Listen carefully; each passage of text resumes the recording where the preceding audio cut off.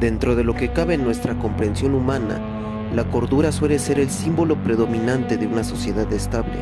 El límite de nuestro control y la forma en que solemos convivir con nuestra rutina habla por nosotros mismos y nos cataloga como seres pensantes que día a día vamos construyendo a nuestro alrededor. Todos tenemos un papel y nuestra existencia justifica eso. Pero, ¿qué ocurre con la demás estirpe que se piensa es única en su especie? ¿Qué sucede cuando el libertinaje se confunde y se utiliza como excusa para cometer las acciones más escandalosas posibles? ¿Qué ocurre con la idea de ceder el control y hacerles casos a los impulsos que se convierten en un crimen más de la vida cotidiana?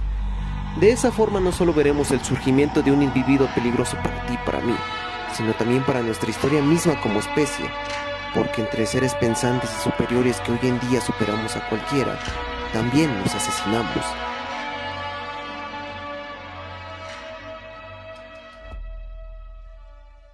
Soy Alfonso Hernández. Acompáñame a extirpar el concepto del asesino serial y la imagen poco común que los medios aprovechan para volver un producto más de su catálogo de entretenimiento.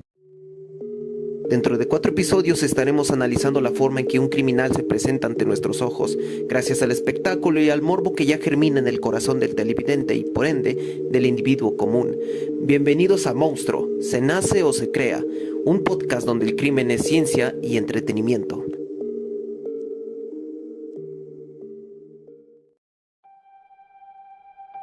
A lo largo de 3 episodios nos hemos adentrado en la mente, el perfil y la influencia descarada del asesino dentro de los medios de comunicación. A través de las definiciones y las teorías conocimos lo que un criminal piensa y actúa, las causas que lo orillan a perjudicar a sus semejantes y el por qué son tan diferentes hacia una humanidad tan compleja como la que cualquier persona cuerda posee. Tras los miles de juicios cometidos contra la veracidad del asesino y el drama generado tras bambalinas mediáticas, donde la realidad se quiebra contra los hechos verídicos, solo nos queda cuidar la verdad que ronda por los alrededores y saber qué hacer con ella. Y es que a través de la misma gente donde el juzgar se ha vuelto más fácil que comprender, la discriminación también influye en el perfil que evoluciona contra el criminal. Este estigma puede contribuir a la estigmatización y la discriminación de ciertos grupos de personas, así como a la creación de una cultura del miedo y la desconfianza en la sociedad. Cuando se informa sobre casos de asesinos seriales de manera sensacionalista o excesivamente detallada, esto puede alimentar la percepción de que la violencia es omnipresente y que cualquier persona puede convertirse en una víctima en cualquier momento. Miedo.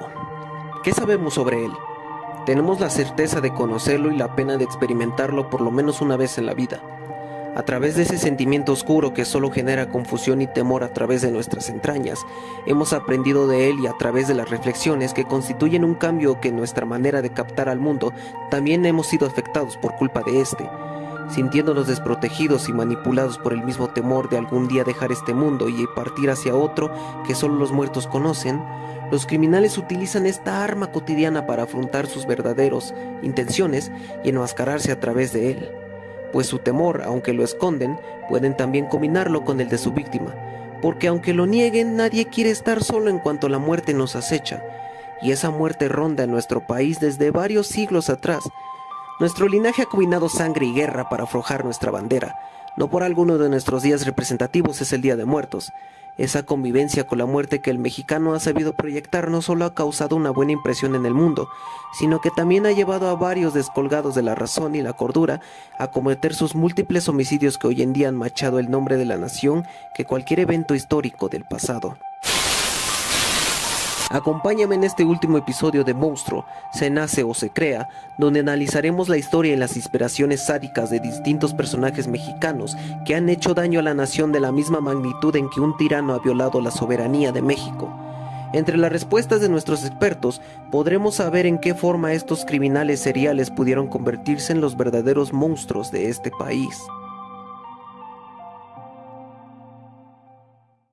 El inicio de la violencia en México no comienza desde antes de la Revolución, ni mucho menos desde la conquista española en 1521. De hecho, nuestros antepasados utilizaban este método para proteger sus tierras y brindarles honor a sus dioses mediante la guerra y los sacrificios en masa. Sin embargo, lo que en verdad sí surgió durante la revolución fue el primer asesino serial que fue fichado oficialmente.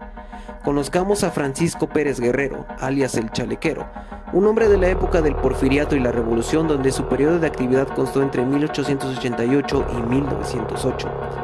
Con una personalidad estrafalaria y padre de 4 hijos, se le imputan 20 víctimas de feminicidios a sexoservidoras que asfixiaba hacia la muerte para después abandonar sus cuerpos a cercanías del río Consulado.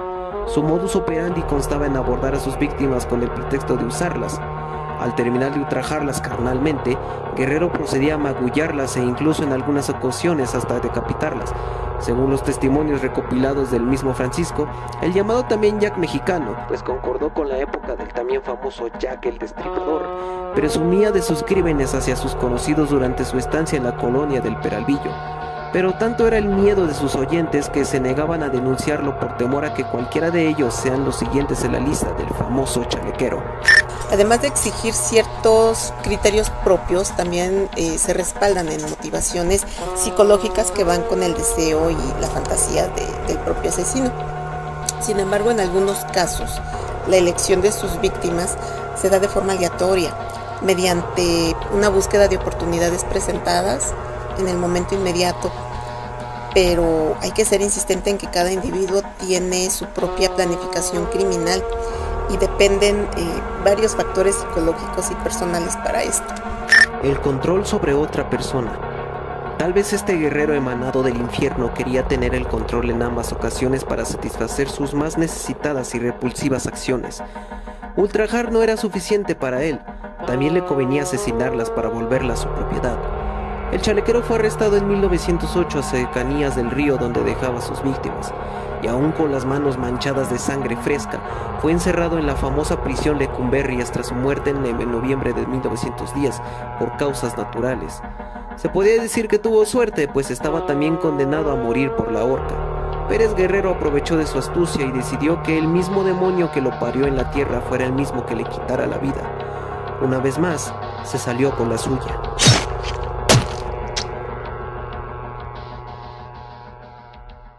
La encarnación del odio y la verdadera maldad vuelta a vida se le atribuye al famoso sádico del arco iris, personaje mexicano que más que guardar rencor, también atribuye miedo en esa mirada fría que presentó a los medios un 23 de enero del 2006. A estas alturas considero que en cierta manera hasta le hacía un bien a la sociedad.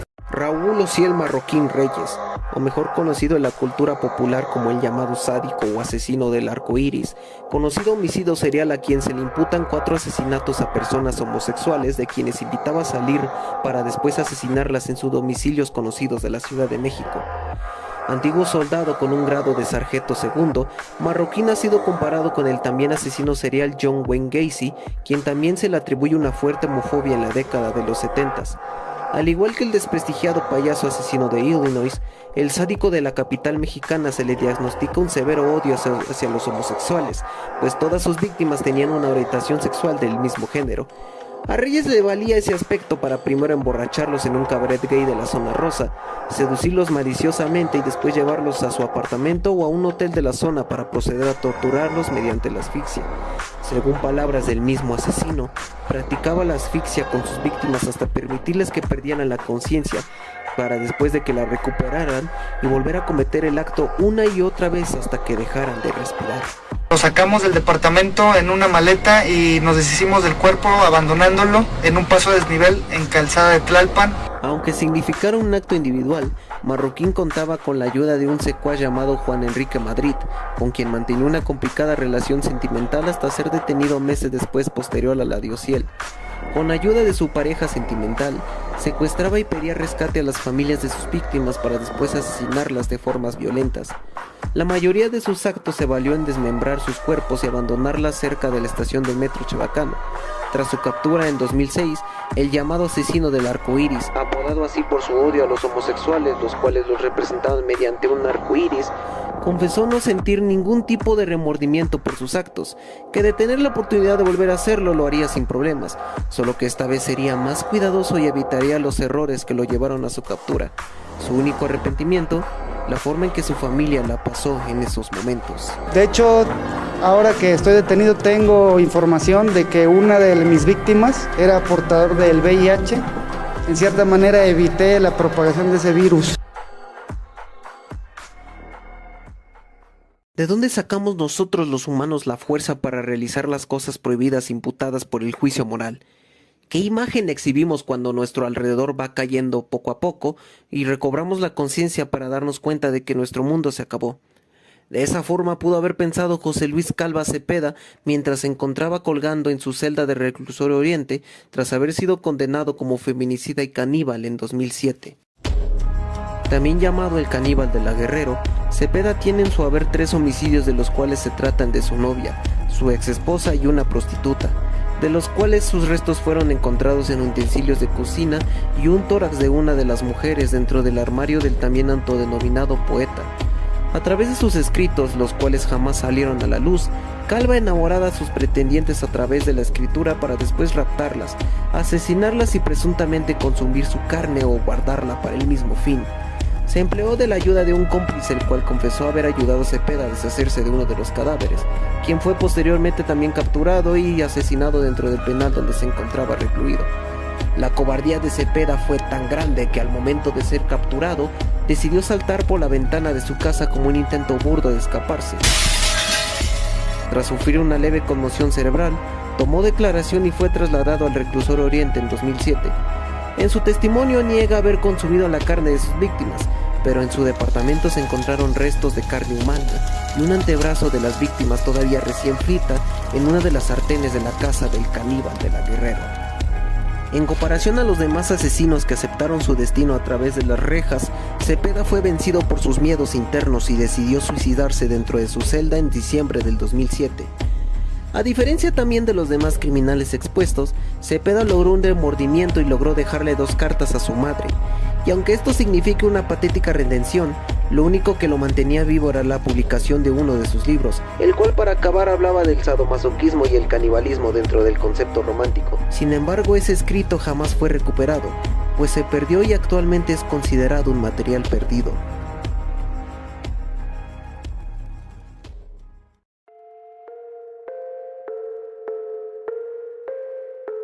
¿Tú crees en la reencarnación? ¿Crees que una persona puede volver a renacer con sus mismas tendencias y sus mismos pensamientos después de atravesar el umbral de la muerte? Bueno, puedes empezar a creerlo en cuanto te presente a Macario Alcalá Canchola, el llamado Jack mexicano, quien en la época de los 60s reconoce haber asesinado a 2 prostitutas.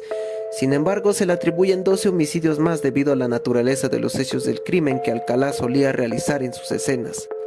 Un sumido pobre diablo que no alcanzó a tener éxito en ningún aspecto de su vida, Alcalá decidió enlistarse como policía para después ser dado de baja meses posteriores tras comprobársele abuso de autoridad y corrupción legítima.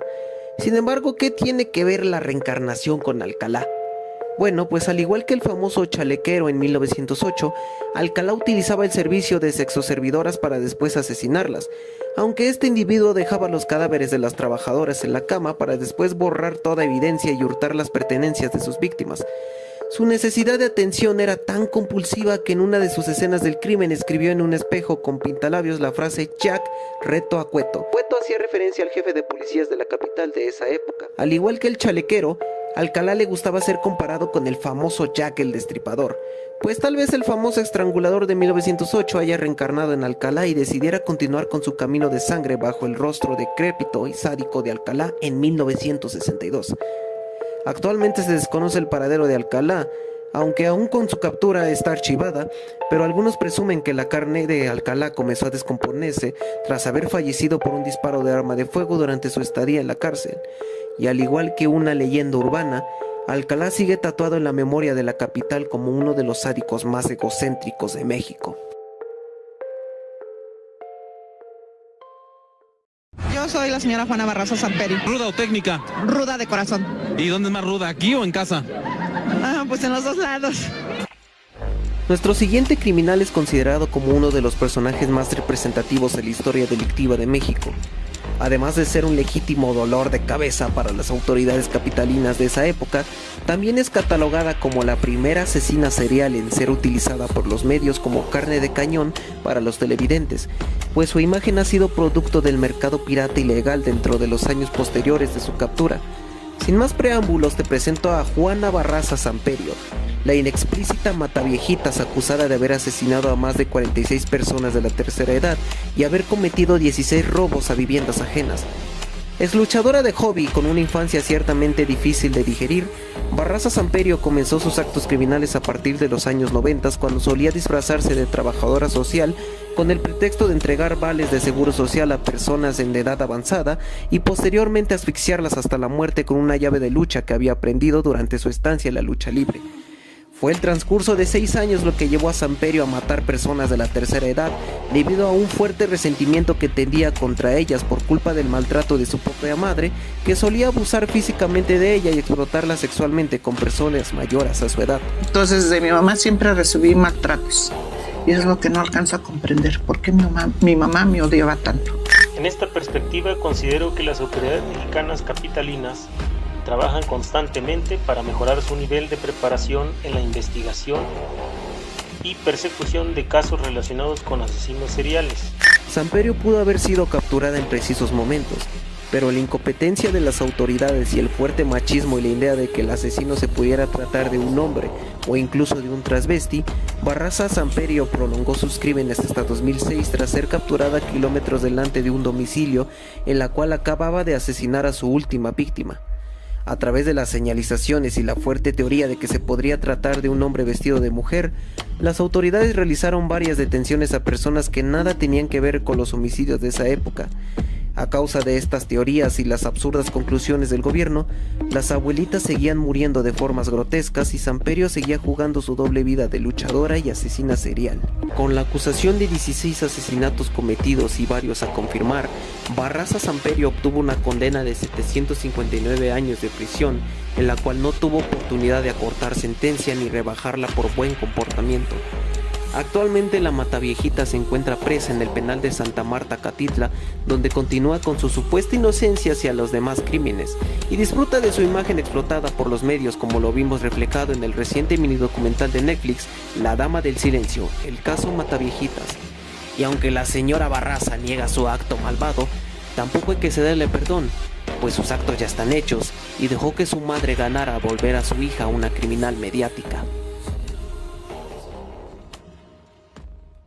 Criminales astutos y otros despistados que hicieron más caso a su locura que a la razón bendita del cual todos nacemos han sido mostrados a lo largo de este episodio.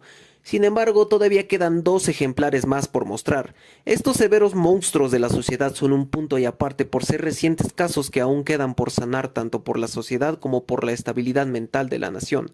Acompáñame y atrévete a conocer a los recientes monstruos de la Ciudad de México.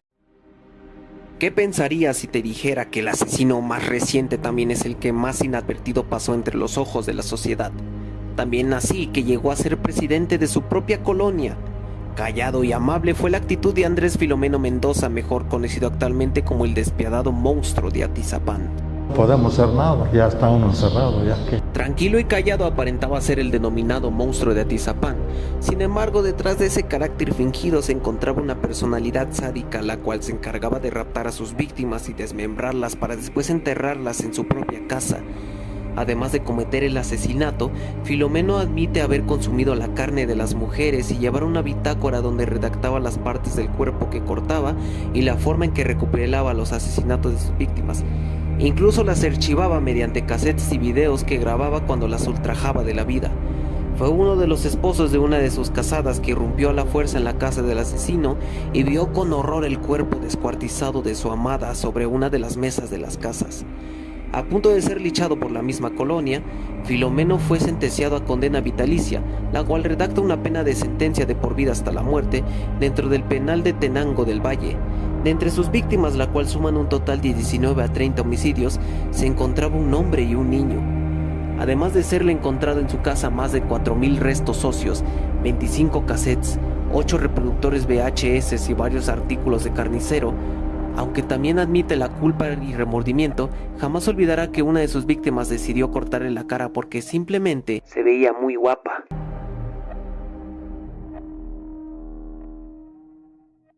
Yo para para realmente saber o no quedarme más tiempo en la posición de ahorcamiento. Cuando acomodé el cuerpo, busqué en la cocina una bolsa de plástico y se la puse en la cara de la víctima para que en lo que yo acomodaba el cuerpo, la víctima continuara con su estado de asfixia. Nuestro último ejemplo es más actual de lo que tú crees. Capturado el pasado mes de abril del año presente y atrapado en el acto mientras abusaba sexualmente del cadáver de su víctima, Miguel Cortés Miranda es actualmente el monstruo más reciente de nuestra historia mexicana, a quien también los medios amarillistas lo llaman el Jeffrey Dahmer mexicano. De perfil cotidiano y portando el gafete de un químico farmacobiólogo con un prominente futuro, Cortés Miranda era considerado una persona callada y reservada que solo existía para sus poemas que publicaba en su perfil de Facebook. A través de las prosas y las estrofas, Miranda publicaba diversos materiales que hacían alegoría a la muerte y al sadomasoquismo, una especialidad que pronto estaría retratando como asesino serial desde 2012. Pues se le ha encontrado entre sus pertenencias un diario personal en la cual capitula de su primer asesinato, el cual perpetuó 12 años atrás. Un autodenominado poeta que suele catalogarse como uno fracasado en el amor y en las relaciones personales, a Miranda le pareció más favorable ultrajar a sus enamoradas y después deshacerse de la evidencia para posteriormente seguir con sus actos criminales. Con una expansiva lista de víctimas que catalogan a 7 feminicidios en su contra, Miranda también se encargaba de guardar objetos personales y restos óseos de sus víctimas, las cuales guardaba en su departamento. Como un caso que sigue desarrollándose actualmente, el llamado Dahmer mexicano, pues también se le apoda así por su parecido en asesinar a sus víctimas en su propio departamento como lo hacía el propio caníbal de Milwaukee, ha declarado que el asesinarlas ha significado para él una vía más para conectarse con ellas, una sádica manera para encontrarlas en el más allá a través de la oscuridad y la muerte.